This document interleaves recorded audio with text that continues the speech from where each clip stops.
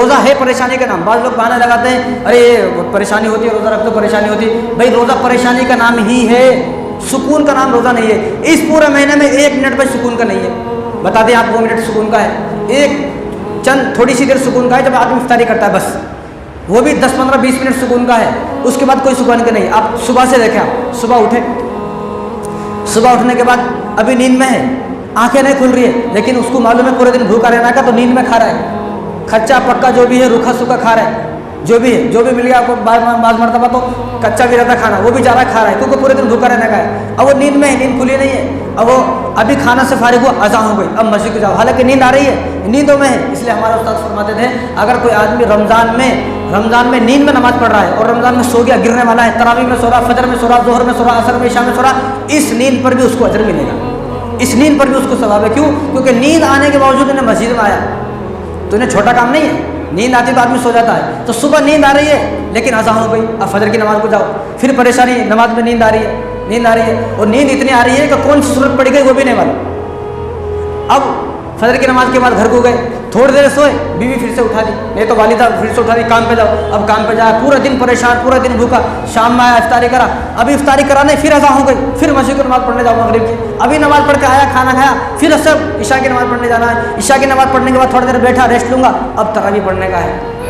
یعنی پورا مہینہ پریشانی ہے, کوئی سکون نہیں ہے. تو یہ پریشانی اس لیے ہے کہ اللہ آزما رہے ہیں کہ تو اس پریشانی کو برداشت کرتا نہیں کرتا.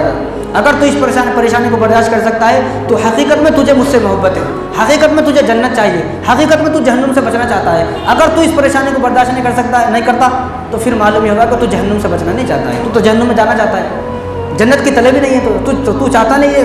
دیکھو یہ کوئی آدمی اگر کوئی چیز حاصل کرتا ہے تو اس کو مجاہدہ کرنا پڑتا ہے. بغیر مجاہدے کے دنیا میں کوئی چیز حاصل نہیں ہوتی. بڑے بڑے کاروباری جو ہیں ان سے پوچھیں آپ کو یہاں پہنچنے کے لیے کتنا مجاہدہ کرنا پڑا. آپ بھی ماشاءاللہ بڑے, تو آپ خود سوچیں کہ آپ کو یہاں تک پہنچنے کے لیے بچپن میں, جوانی میں کتنی جدوجہد کرنی پڑی, کتنی مشقت اٹھانی پڑی, تو آپ کو آج سکون کا ٹکڑا نصیب ہوا ہے, ایک چھت نصیب ہوئی ہے کہ جب ساری زندگی کمایا ہے, پیسہ جوڑا ہے, تو آدمی ایک گھر بناتا ہے. تو مجاہدے کے بغیر کچھ ملتا نہیں ہے, اس لیے اللہ بھی مجاہدے کے بغیر نہیں ملے گا, اللہ بھی مجاہدے سے ہی کے ساتھ ہی ملے گا. اور یہ پریشانی وقتی پریشانی ہے, تھوڑی دیر کی پریشانی ہے, ورنہ جو سکون ایک روزے دار کو افطاری کے بعد ملتا ہے, اتنا سکون کسی کو نہیں ملتا. یہ خدا کی قسم کھا کے کہہ سکتا ہوں, ایک روزے دار کو افطاری کے بعد جو سکون ملتا ہے, دنیا کے کروڑوں پتی آدمی کو سکون نہیں مل سکتا. اس لیے ہمارے استاد فرماتے تھے اگر دنیا کے پی ایم کو یہ معلوم ہو جائے کہ روزے میں کیا ثواب ہے, کیونکہ پی ایم تو مسلمان ہے نہیں, اگر مسلمان پی ایم بنا تو وہاں پہنچنے تک آدمی اس کا ایمان نکل جاتا, وہاں پہنچے تک اس کے پاس پھر وہ ایمان نہیں رہتا, وہ ایمان کی لذت نہیں رہتی. یہ ایمان کی لذت غریب آدمی کو محسوس ہوتی ہے, ایمان کی لذت مالدار آدمی کو محسوس نہیں ہوتی. اس لیے آپ دیکھیں جو مسجد بھری ہوئی ہے سارے غریب ہوتے ہیں, مالدار آدمی کو کوئی بھی نہیں آتا. مالدار آدمی جب آتا ہے جب اذان ہوتی ہے, نہیں تو انہیں جب آتا ہے جب اللہ اکبر کہی جاتی ہے. مالدار آدمی تو آتا نہیں, انہیں تو ہماری بات سننا ہی نہیں چاہتا, یہ اس کی بات کیا سنیں گے پاگل آدمی. یہ مسجد غریبوں سے آباد ہے. جب آدمی کا پیسہ آتا ہے تو ایمان بہت دور چلا جاتا ہے اس سے. تو ہمارے استاد فرماتے ہیں اگر وقت کے پی ایم کو یہ معلوم ہو جائے کہ روزہ رکھنے میں کیا مزہ ہے, تو انہیں پورے سال روزہ رکھے گا. اور یہ مزہ اس کو معلوم ہے جو 30 روزہ رکھتا ہے. ابھی ایک روزہ پورا ہوا نہیں, کل کا ہمارا ارادہ ہے کہ کل کا بھی رکھنا ہے نہیں ارادہ. ابھی 11 ہوئے ہیں, ابھی 19 باقی ہیں, 18 باقی نہیں ہے, ابھی 19 ہیں. اس سال 30 ہوں گے انشاءاللہ, نہیں ہوئے تو بھی انشاءاللہ دعا کریں 30 ہو جائے. ایک اور اگر ہو گیا تو کیا ہوا, ہو سکتا ہے کہ 29 دن میں ہماری مغفرت نہ ہو, یہ آخر کا دن ہماری مغفرت کا ہو.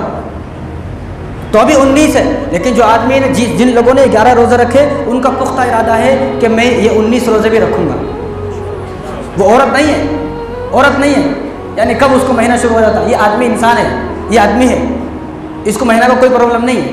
تو اس لیے ارادہ ہو کہ پورا 30 روز. تو یہ جو پریشانی ہے نا, یہ وقتی پریشانی ہے, تھوڑی دیر کی پریشانی ہے, اس کے بعد سکون ملے گا, راحتیں ملیں گی. اور ایک آدمی جو روزہ رکھتا ہے اس کو یقین ہوتا ہے کہ اللہ نے میری اس روزے سے مغفرت کر دی ہوگی.